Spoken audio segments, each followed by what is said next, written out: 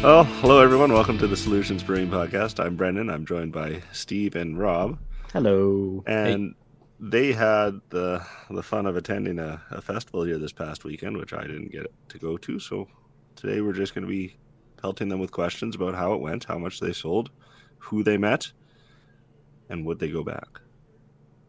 So, Steve, what was the festival that you guys were at the weekend? Well, we were at the Canmore Highland Games, Taste of the Highlands on the Saturday night there. So from 5 till 9, there we were among a few whiskey, liqueur, wine, cider, and a couple food spots. There was a little bit of everything there, yeah. A little bit of everything.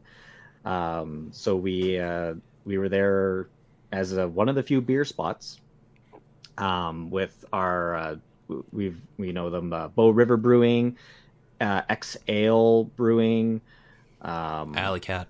I think Village was there as well. But they're on like the far side. Yeah. What's it? Four Dogs? What's that one called? I'm trying to remember. The one with like the retrievers and stuff. Was it Screaming Taller? Screaming Taller. There we go. Yeah. It used to be Four Dog Brewing, and now they changed it to Screaming Taller. No, I think they're Screaming Retriever now. Or Screaming Retriever. Or something maybe? Retriever, yeah. Yeah. But yeah, we were one of the breweries there. So Solutions. Actually, so Brendan, we were literally in the same spot as last year. Excellent. Did you try to load in from the wrong door again? No, we learned our. Actually, no, we did. Well, we Steve did load learned in his from the lesson. outside. we tried the park on the right side, but it was full of it.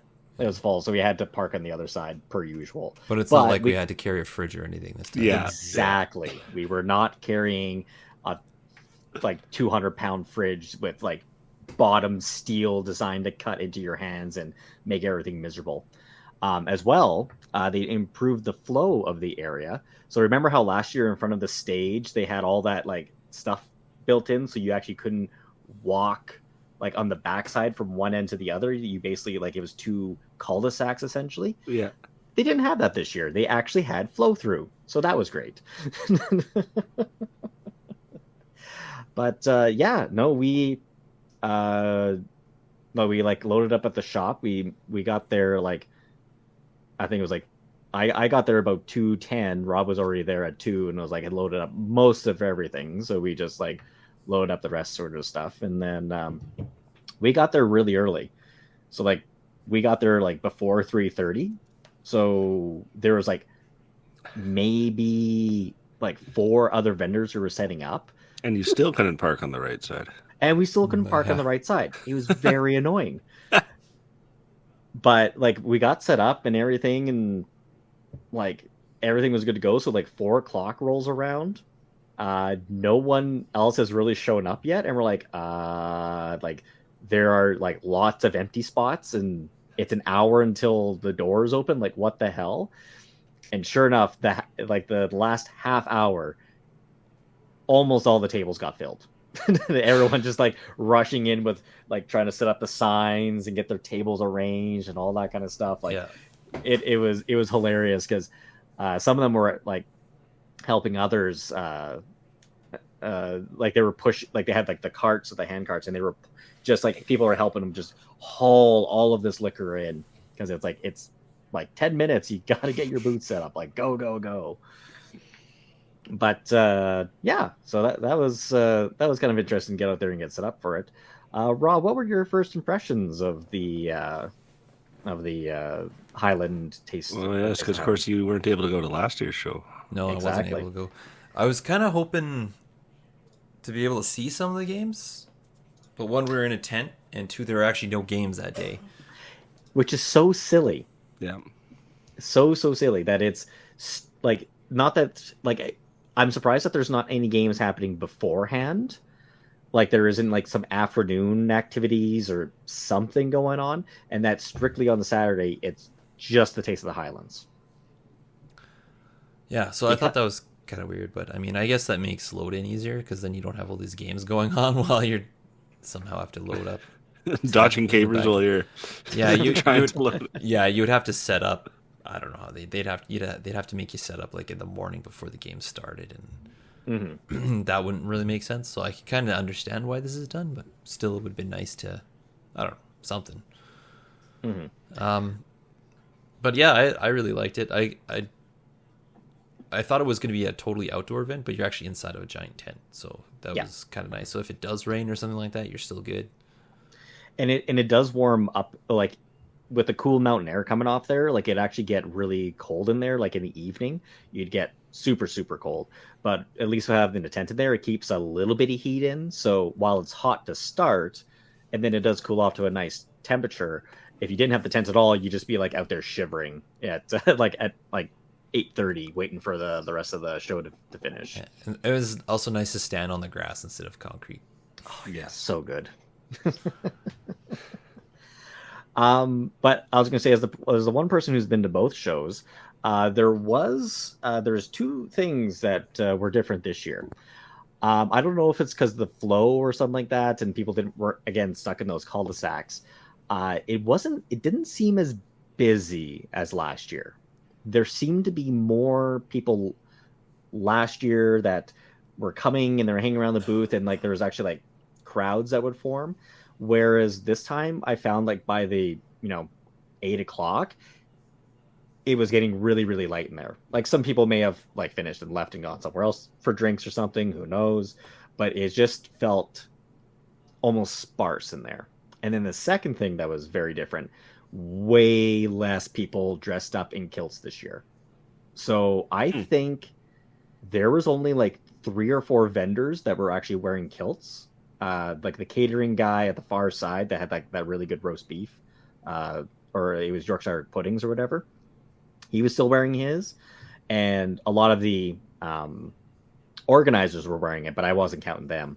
But yeah, it was only about 3 or 4 vendors, and maybe 1 out of every like 75 to 100 people were wearing one. Like it was so sparse. I only saw one. Yeah, it was only one guy who was not a coordinator or something like that was wearing the full Prince Rupert, which means like the studded coat and all that kind of stuff. So yeah, it was a bit strange. It was a bit strange to be at a Highland event and almost no kilts. Like I only got asked twice. I was happy to see Tim in a kilt for this show. That was really well done. But Rob, do you want to confess your sin on Tim there? Confess my sin on Tim. Yeah. I had him backwards. So for like most of the night, we like Rob set him up and it's like, hey, looks good, throw him there, and then someone's like, his hat's on backwards, and we're like, oh, Tim's backwards. No, so he's keeping an eye on you two scoundrels. Yeah. Apparently. Then I went to turn it around, but then Steve was like, no, the one that kind of like sash that comes across supposed to be off the left arm, and then it's supposed to be off the left arm, and it was on his right. Damn it. And I was like, that's not working. So and I'm like, you know what? I'm already committed. We're just turning back around. So we turn it back. He's wearing his hard hat backwards, I guess. Okay, yeah, that's right. Yeah. But yeah, like it still was a good show, but it just it wasn't too Scottish this year. Even though like that, Brendan, remember that really old and crusty Scotsman? Yes. He was still there. Excellent. And he was walking around with a clipboard, making sure everything was like doing pre-check rounds before the event opened. That's interesting, though. Interesting that the demographics would change so much year after year. Mm-hmm. And actually, I'll let Rob talk about this, but we had actually a couple visitors from the Deep South. Oh, from the States, yes. Mm-hmm. I think I missed one of them. The one I remember talking to was Fort Collins. They came from Fort Collins, Colorado. Yeah. They were sampling. They were out traveling. They were like, what were they doing? Traveling in a van or something like that? Yeah, kind of caravanning it, yeah. Yeah, so they had come up and they had spent some time in Lake Louise, and then they were like, oh yeah, like we just saw this event, and so we just decided to buy tickets and go for it. It's like awesome. And then there was the couple from Arizona. Yeah, they were up from. I don't remember them. Yeah, they were from outside of Arizona. It wasn't Scottsdale and it wasn't Glendale or anything like that. It was, but it was around there that they were from. So I was like, oh, that's neat. Um, oh, yeah, and then there was the bad joke guy. The dad joke guy. Yeah, dad. It was nothing but dad jokes, and you can see his wife getting like more and more like, oh my god. She just kept apologizing for him, and then, but I kept egging him on because I would say a bad joke, and then he would give me a bad one or a couple, and then I would come up with another one. Yeah, I just tried to keep it going. Well, it's funny because he left and then came back, and you're like, he had another one for us, and then you were like, no, I got one for you, and it made him laugh. But yeah, his wife was just like dying in turn, like, because he didn't just do it to us; he had to have done it to other. This was her entire night. It's probably yeah. Yeah, she had a well-worn phrase. It's like, oh yeah, I've been married to this for 30 like, years. I'm putting up with this for 30 years. Yeah. Yeah. And it was just like, and I remember saying to her, I was like, you chose that. That's your fault. Yeah. But yeah, like, so the show was pretty good. Yeah, we had our stout and our ginger beer there. We did have our missing piece on, but we did pull it off. It did have a little bit of an off flavor, so we're like, let's not serve that sort of thing. I couldn't taste it at first. I don't know, maybe because it was just like ice cold. Mm-hmm. When it warmed up, it was like, oh yeah, you could taste it for sure. Yeah, had a bit of a flavor, so we're like, two, that's fine, but we still did okay numbers. And anyways, like, we weren't doing anything for ourselves, like it was all going to charity anyways. So the ginger beer we brought was kind of funny because people either really liked it or they didn't, and it was because of like we had to set an expectation because people either thought it was like a ginger beer, like a Krabby's, or almost more like a soda, but it wasn't. Like, ours is beer with ginger in it, not a pop. And people who, once they knew that, they're like, oh, I'll try that. Those people who liked it really liked it. Mm-hmm.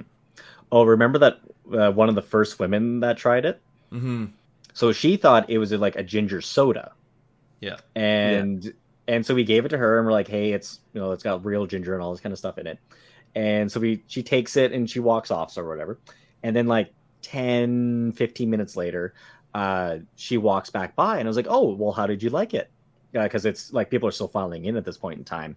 So she looks and it's like, I didn't realize it was beer. And we're like, okay, that is our fault because I still think it's funny because it's called ginger beer, so it's like yeah. not ginger ale. So I was like, oh, I'm so sorry. All right, we really should have just called it ginger lager. It would have made more sense. This is our stout and our ginger stout. So I was like, oh, like, is there something else we can offer you instead? And she's like, oh, like, I don't really like beers. So I just gave her back her tickets. I'm like, don't worry about it. Like, go actually have something you want to have. Like, sorry you didn't like it, sort of thing. But again, those that really liked it, really, really liked it. So yeah, those who like it a lot. Like it a lot. I think Red Dog was my favorite character there. Oh my god, Red Dog was hilarious. He's obviously Scottish, but he's like huge. He's very tall. Like, he's taller than I am. He's probably like 6'5" or 6'6" or something like that. Yeah, big fella. Quite a large guy, and he loved the stout, loved it, and he was raved about it. Yeah, and this guy was like trying to tell stories about how to, if you have game, you can pick up women at these places. He's like, it was awesome. He's like, if you're a man and you've got game, don't rent. Like, you don't don't rent need a to get a place hotel, he in said. Canmore, You can just because go you to will pick someone. up, and these ladies, these cougars, have places for you to go to. So don't be a sucker and rent a room in Canmore during the Highland. And it's like, oh my god. Oh man. Yeah. And then he tried to get us in at the local bar that he frequents. It's a restaurant called the Drake. Yeah, the Drake. So don't know if anything will come out of that, because we're talking with the guy, and he was a little skeptical about like having our stout in there, because he apparently. So he was asking. He was looking for something that was like a little more chocolatey. He wants something that's like really easy drinking. He's like, I just want people to just be pounding these things. Mhm. And and we're like, well, what size of kegs do you want? I'm like, well, we can do 20s. He's like, 20s are too small. I go through them too fast.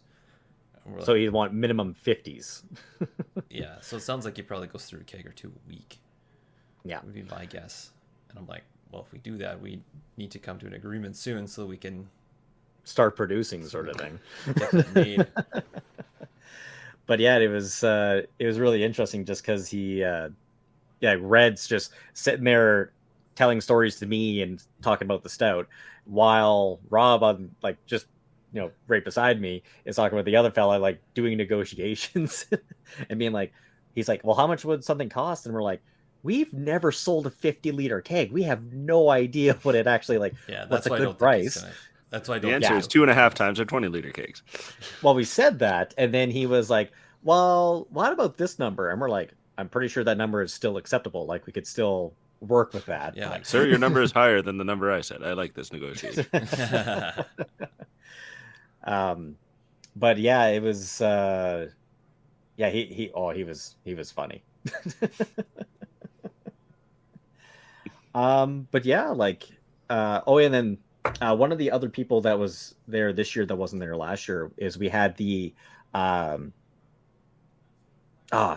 Porsche and what's the other Paul Lanner? Paul Lanner, yeah. Paul Lanner. So we had like a big Hacker Shore.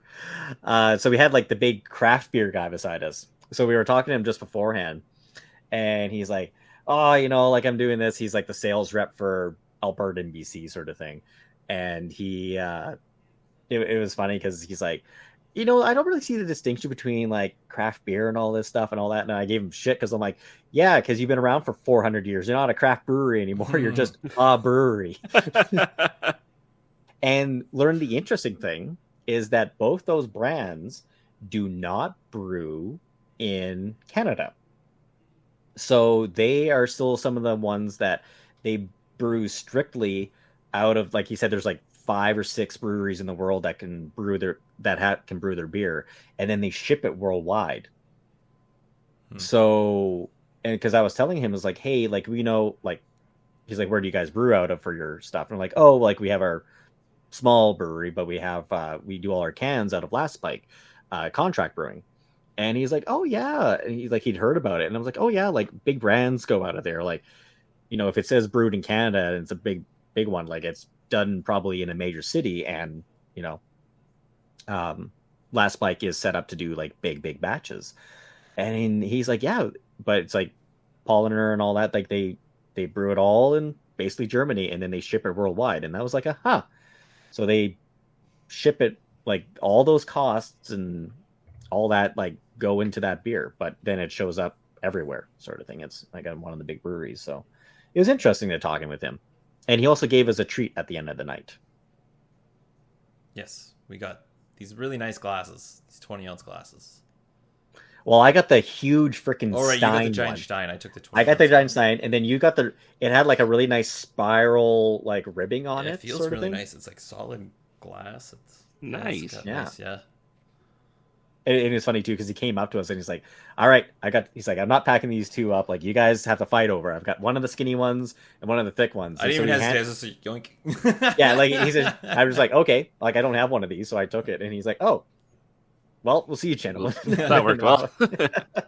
And off he went, sort of thing. So, but yeah, then that post show, like it was, we actually packed up pretty quick. We just got boxed in. Of course, because it's always people trying to get out of there as fast as possible, sort of thing. I couldn't leave. Yeah. But no, we had stopped and had a beer and relaxed and unwound, and then got on the road home. It's kind of funny because we're like, oh, we just gotta wait for this van to go. I'm like, okay, so it takes off, and then I start to get moving, and then another one goes in front and then stops. I'm like, God damn it! It was a seafood one too. That was the weird thing. It was a seafood truck. Yeah. It was a seafood truck. And then it was funny, they pull out the ramp. That's weird. They weren't serving seafood anywhere. As far as I know, yeah, that's literally it. So maybe they rented it. I don't know. But or maybe it's their other business. Who knows? But yeah, they pull out the ramp, and it's just like, all right, well, it's like, the beers weren't finished, so we weren't going to go anyways. But the second one's like, well, I got nowhere to be. Pretty much, yeah. Though it did, by the time we got back, like drove back, got back to the shop, unloaded everything, took a quick inventory, and then got like, Rob had the shorter trip back to Airdrie, but like I didn't get back till basically midnight. So That's like about the the next same day, I was just wrecked. That's I was about so the tired. same roughly for me. Oh, too. you did? Yeah. Okay. Because by the time I got back, I was so exhausted. And my Sunday, even though we did go to the science center, it was so tired in the afternoon. Had nothing left. Well, I'm glad you guys had a good show. Sorry I Yeah. couldn't be there to help you. That's all right. It was good. I think 2 was probably good. The 3 would have been pretty crowded back behind that booth, I think. Yeah, 3 would have been pretty crowded, but it would have allowed someone to wander, sort of thing. But after going through the tent, there's not much else to see. So And we were thinking that maybe it's not a good idea to do kegs. It's kind of more convenient to do cans. So this was the interesting thing that came up is that we borrowed the jockey box, we brought our kegs out, and brought our CO2 and all that kind of stuff. Tap handles, so like it was the first time us using our tap handles and all that. So I was like, oh, look at that, that's pretty cool. But again, nothing to trade these afterwards because no one brings a growler to these things. So you can't be like all that kind of stuff. Exhale took pity on us and gave us a couple beers. Saint that she is. But beyond that, like it was like there was no problem serving from the jockey box. Like that's fine, sort of thing. But for the volume we were doing, we got like half kegs afterwards, and so what we're gonna do with those? Like, because we don't have our own canning machine set up yet. It was just kind of looking at that and being like, I don't know if that's the best thing. And then again, we had no tradesies, so we couldn't trade with anyone and do anything. So it was like, oh, I don't know if that's the best thing because I'd be drinking a tradesy beer right now, but there was nothing to trade. Well, a mix might be the way to go because the kegs are nice for doing for the bigger shows, for doing the weirder recipes or the new stuff. That's different, yeah, for sure. Yeah, we should almost just come up with like, I don't know, one keg of like here's like a cask almost kind of a thing, and then here's some core beer. Well, maybe 2 kegs because you'll have a keg of the stout and yeah, a keg of the stout and maybe one of our experimentals, and then our cans for the rest of it. So, but once we get our canning system figured out too, and then we can always just can the one-off stuff and bring cans, and then do tradesies with one-off stuff, which would be kind of cool too. Yeah. So definitely figuring it all out. Mm-hmm. We do have a lot of kegs, though. It'd be nice to sell some of them. Yeah. Yes, that is definitely something we have to focus on the fall. We have to fill and then sell kegs. Cool. But if someone was interested in buying one of our kegs, maybe for their place of business or for home consumption, Brendan, how could they contact us? Well, they can go to our website, www.solutionsbrewing.com, and there's a contact us page there, which sends us an email to our email address, noproblems@solutionsbrewing.com. Or they can reach out to us on our socials, Instagram and Facebook @solutionsbrewingco. And I'm trying to remember if they could do something through the store as well to request something that's out of stock. I don't know if we have that. Just send an email if you want. Yeah, just send an email. Send us a message. Send us a message if you want to. If there's some kind of whatever you want, we'll make something. We're flexible. Our system's pretty small, so we can pretty much do whatever we want. Yeah. I was going to say 3 to 4 weeks for delivery, depending on what you make. Depending on if we have it made or not. Yeah, if you have it made, great. If you don't, one of us will make it. But and surprisingly, there was multiple pictures of us at the show. I'm just shocked. Good job, boys. But with that, I think that is a pretty decent episode. So, yes, sir. Indeed. So thanks everyone for joining us. We'll talk to you next time. Take care.